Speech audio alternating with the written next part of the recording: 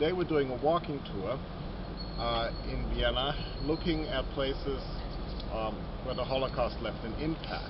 Vienna has 2 million inhabitants, and before the Holocaust 9% of these inhabitants were Jewish, roughly about 180,000.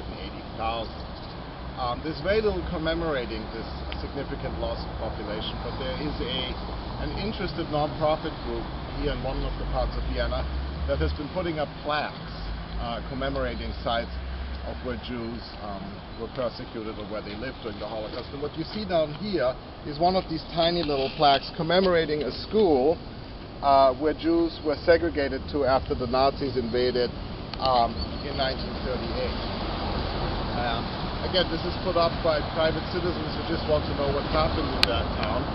These plaques down here aren't very good and easy to see, and it's kind of sad that that's what we have in terms of commemoration. Hi, this is Dr. Moser again, continuing the tour through Vienna, looking at sites where the Holocaust left an impact. And what we see now here is a plaque just around the corner from where we were. In this small little building, 380 Jews were detained prior to deportation, and only 2 of these 380 people actually survived. If you look at this building, it's not very big. Try to fit 380 people into this building. Again, something that's a little bit sad about Vienna is that there are very few official commemorations. This plaque was put in by private citizens who are simply concerned and interested in their district's past. And it's not a plaque that's easy to see. It gets covered up by dirt, you can step on it, and yet something horrible happened here only about 70 years ago. We've just actually gone around the corner from the last place we were. Now we're standing in front of Gasse 8, house number 8. And here we have a little plaque saying 1938 to 1945, people robbed, deported and murdered, commemorating 29 Jewish men, women and children who lived in this house. So this whole neighborhood is full of the history of the Holocaust, and only these small kind of plaques commemorate this history. It's a recent development. It's actually a really good development that people are interested.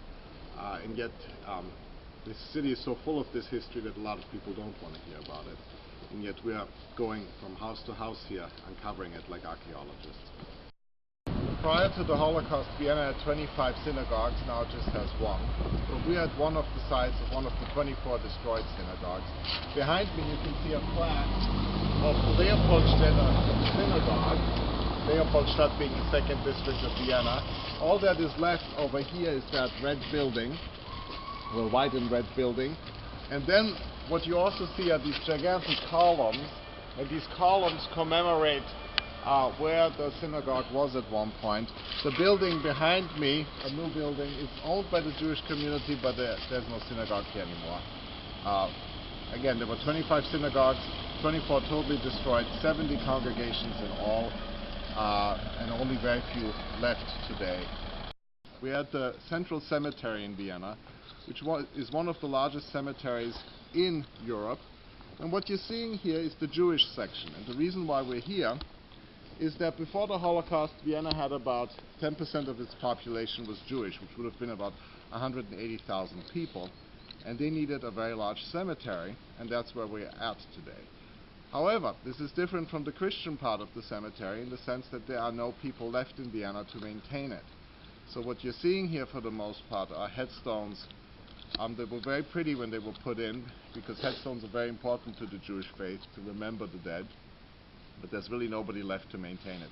In recent years, the city of Vienna has started to maintain this cemetery, which is why we were able to come here in the snow. It's January 2013.